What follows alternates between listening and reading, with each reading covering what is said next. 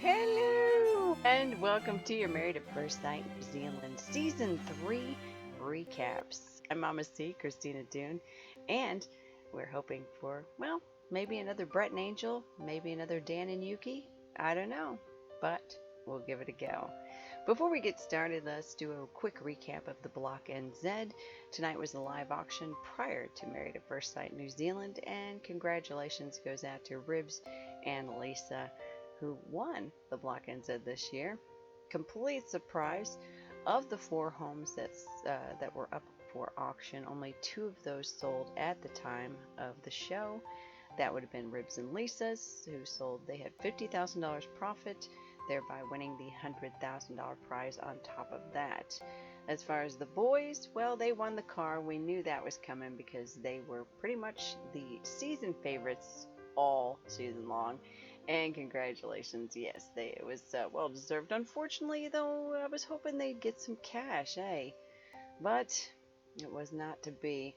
At the end of the show, the 2 homes that hadn't sold at the time of the live auction were still in negotiations with the people who had bid when it still wasn't up to the reserve prices. So best of luck to them, because that's a lot of time and commitment, and gosh, you just want everybody to have a little something from it, But on with the show. Well, tonight we got to get a little glimpse of some of the singles in that. They did some bachelorette sort of soiree things. But we get on then to the experts who first match up, our first couple to get hitched tonight. Well, we only had 1 couple get hitched tonight, but the first couple to get hitched on this season was Anna and Jordan. Now, Anna is 25 years old, and she's a singer-songwriter, and she's got quite the story to tell. If you have a chance, check out our Getting to Know You thing, or make sure you watch the show. I'm curious to see how a lot of these things that she has experienced are going to be taken by Jordan, he seems very reserved. He's a small town guy. I don't know. I don't see these 2 working out, but that's just a vibe I got. But again, it's just me. But, only time will tell. And then, of course, we finally get to, they're getting ready and all that stuff, but their ceremony comes, and oh man, Jordan's best man, he had 1 job, and he forgot the rings. Yeah, so by the time we got to the part of the ceremony where they needed the rings, they were still about 10 minutes away. But later, they got their rings, so everything was all good there.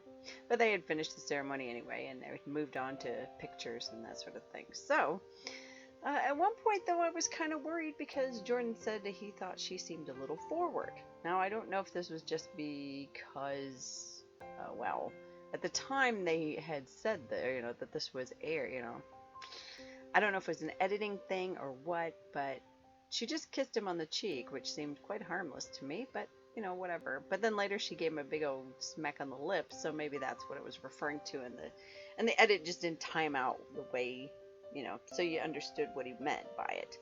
I don't know. Anyway, so they seemed to have a nice time. They got to know the families a bit, and then the show ended with them getting to their hotel. She seemed keen for them to cuddle a bit. Him, not so much. He wants to take things extra slow, and fair enough. Because, they did just meet, so good on them. So they decide that they agree that they're going to not share a bed for their wedding night. And they also found a note when they got to their hotel stating they're going to meet the other people at a resort, I believe. So probably similar to last year where they all went to a certain resort. I guess that way then if they need someone to talk to that's in the same boat, maybe they have them. I don't know. But I guess we'll see. It keeps them all together in one spot, and it probably makes things a lot easier for the camera crews and that too, I imagine. But that's where it ended. It wasn't much to the evening, at least it seemed for me. It seemed to fly by, but, Sunday night you're trying to pack lunches and do all that kind of stuff, so maybe that's just me. But anybody has any questions, I would love to hear from you in the comments. And I would love to hear from Amy, because I know Amy is going to be, I think she's the one of the brides that we don't get to meet this year because of the unfortunate incident where the groom got removed. But if Amy or one of her friends happen to be out there listening, hey, Amy, contact me. We'd love to hear from you. And if you'd like to do one of the show recaps with us, that'd be great too. Just get in contact. We'd love to hear from you. Till then, hey, everybody, have a great one, and we'll see you for tomorrow night's recap episode. I'm Mama C. Thanks for being here.